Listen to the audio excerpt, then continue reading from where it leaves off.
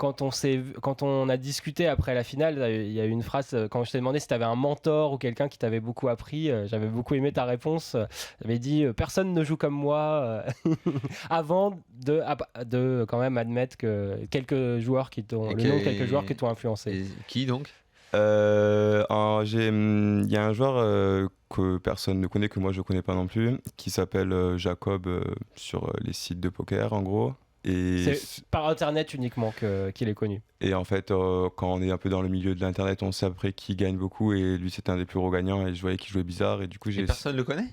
Personne l'a rencontré il ne joue pas physiquement. Il ne joue pas en live, il joue juste online. Et juste online, il a des gros résultats? Ouais, il y a des théories assez folles. Il y a des gens qui pensent que c'est toi, Daniel.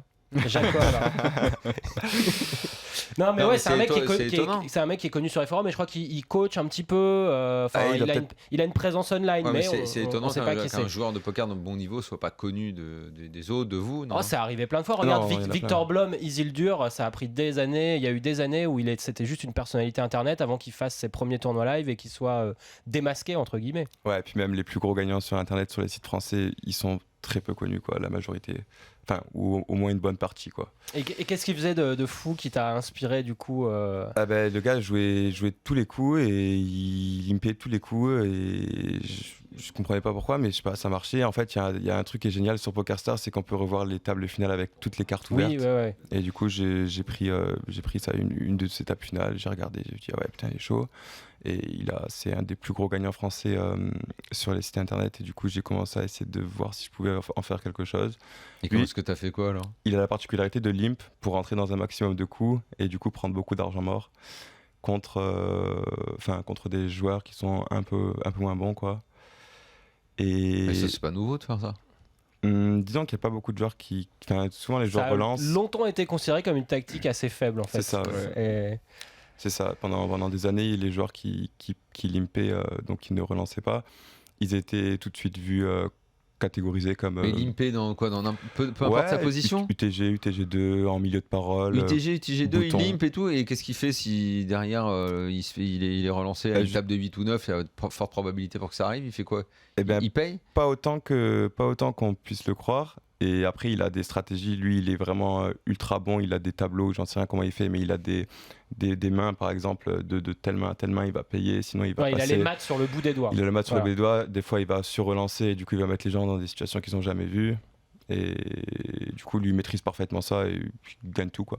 Il gagne tout depuis 6 ans. C'est-à-dire qu'il adapte, une fois qu'il a limpé et que derrière il s'est passé quelque chose, il réagit en fonction de sa main pour savoir s'il paye le mec ou s'il le surrelance. C'est ça, par exemple, il va peut-être des fois payer des mains comme, je sais pas, on va dire Valet Lissoff, il va se faire relancer. Si le joueur est plus ou moins serré, il peut la passer tranquillement. Par contre, des fois, il va se retrouver avec des dames valet suitées, des paires de 3 où il aura la cote pour payer, pour toucher un brelan ou pour aller toucher son flop. Et il fait quoi dans ce cas-là? Et dans ces cas-là, il va payer. Et après, il y a d'autres mains.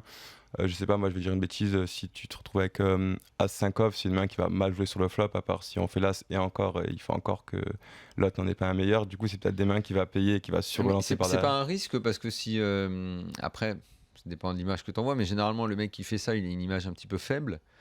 Donc si après au moment du flop, c'est à lui de parler et qu'il ouvre, qu'il mise, il va probablement se faire souvent payer, même s'il a rien touché, parce que le mec dit ouais, il a limpé, ça veut dire qu'il a pas grand chose, t'es un peu mal vu, t'es un peu pris pour un faible et tout, et tu vas te faire entraîner dans un sale coup, non? Ça peut arriver. Après, c'est vrai qu'il y a beaucoup de mains aussi où on se fait pas relancer, où ça arrive jusqu'à la big blind, qui va checker, du coup il a une range de 100%, de 80% de mains, et ça va être assez maniable sur des flops. Il y a des flops qui avantagent du coup les mains que le mec va payer, quoi.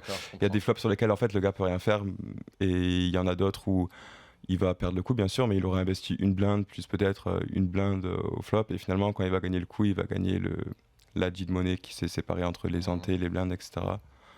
En tout cas, toi et ce joueur-là dont on parle, vous avez des stratégies pas conventionnelles par rapport à allez, entre guillemets, normes d'aujourd'hui. On parle beaucoup de jeux GTO avec Alexandre Luneau notamment, où il faut avoir un jeu tellement équilibré qu'on peut plus se faire exploiter. Et toi, tu m'avais dit, je joue, c'est l'inverse, je joue exploitant. C'est beaucoup jouer le joueur.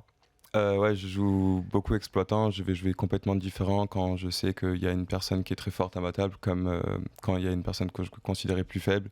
J'essaye de m'adapter à chaque fois avec les gens qui sont à côté de moi ou en face de moi.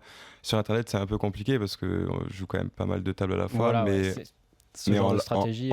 En live, il y a plein de petits trucs qui vont marcher. Il suffit d'essayer, de voir comment ça marche et tu te rends vite compte que les gens foldent quand même un peu trop en tournoi. Et au cercle Clichy-Montmartre, t'es arrivé en table finale chip leader. Ça t'a un peu stressé? C'était chaud de dormir la veille? Enfin, parce que moi, ce que je me dis, c'est quand on est chip leader au début d'une table finale, on va forcément être déçu si on finit autre chose que premier. Tu t'envisageais une autre place que la victoire? C'est pas des trucs que j'ai vraiment beaucoup pensé. Moi, j'étais dans mon truc à la fin du jour 4, quand je réalise que j'ai quand même multiplié mon tapis par 10. Là, tu commences à te dire, putain, j'y suis. Et après, j'ai pas réussi à dormir tout de suite, mais le lendemain, ça réattaque et puis je sais à peu près quoi faire et puis c'est reparti et on réalise qu'à la fin. Et si tu fais 4e, c'est quand même très bien parce qu'au final, c'est quand même une chance d'arriver en table finale sur un tournoi avec autant de joueurs et surtout que j'en ai pas fait beaucoup dans ma vie. Donc dans tous les cas, c'était que du positif. Et puis. T'as fait combien de tournois live, grosso modo, tu saurais dire? Je vais en faire 12-13.